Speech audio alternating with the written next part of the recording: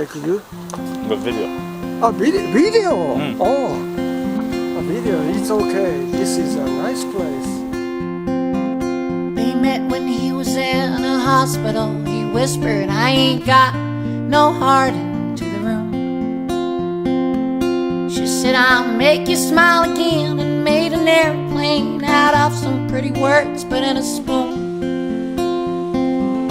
He said, I'll never see again. My eyes are sort of twisted and words deep into my throat.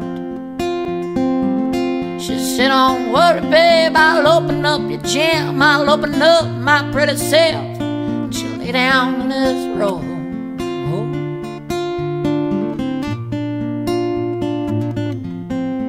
Said, how do you know? Maybe you are. Said, how do you know? Maybe you are. Said, how do you know? Maybe you are. Maybe you are. All right. Welcome back, y'all. It is another Wednesday at 2 p.m. This is Sex and Drugs and Stuff. Which one are we talking about today? Today is a stuff category. We are going to be talking about travel, specifically world travel. What experience do you have in this, Maxon? Quite a bit, in fact. I've been doing it for a long time. Thanks to my parents, my family, my friends. I've been very blessed to have the opportunities to really see places that not a lot of people get to. Pick a place. I know you can't pick a favorite because you've been everywhere and it's too difficult to pick one of the. But just pick one. Was that me? That's just like what people will generally say when you ask them to pick a specific, like, what's your favorite? And they're like, well, it's so hard to choose. This is true. But we're on the radio. Pick a place that is in your mind right now and describe it to me. So this last summer, I was very fortunate to backpack through Japan with my grandmother, of all people, who's just a badass lady. Here's Nana before the mountain accident.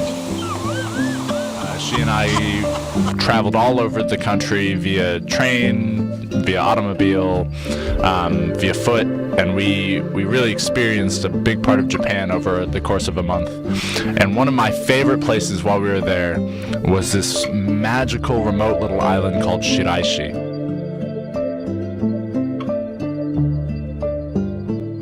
The Shiraishi Island is this tiny, tiny little remote fishing village. A serene, tranquil, beautiful little place.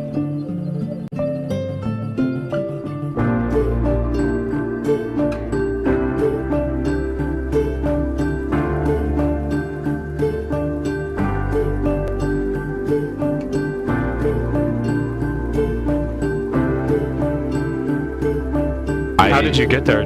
Was it a boat only, or did they have a runway? We had to take a little fishing boat, but I don't think it was a fishing boat specifically. It was like a little island hopper.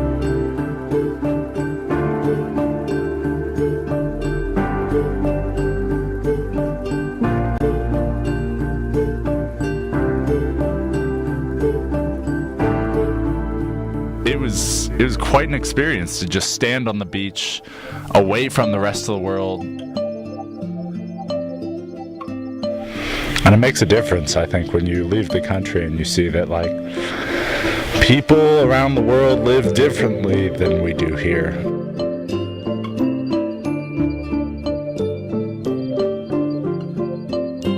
But you were the foreigner. To be a foreigner is a very foreign thing for a lot of people.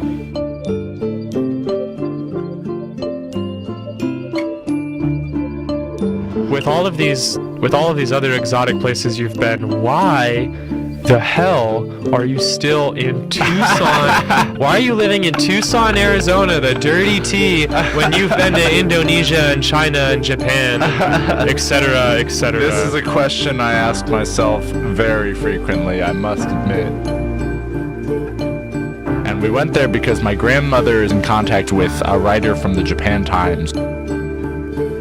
She and her husband own this little beachside bar. It's called Moo Bar. It's cow themed. If you ever have the chance, go to Shiraishi Island and be alone like you've never been alone, and be at peace like you've never been at peace. If you ever have a chance to go to the Moo Bar in Shiraishi, Japan, you go to Shiraishi, Japan, and get a Moo beer at the cow bar.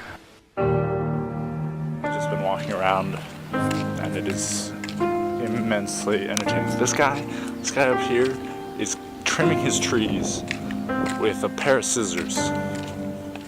That's some Zen Buddhist shit right there.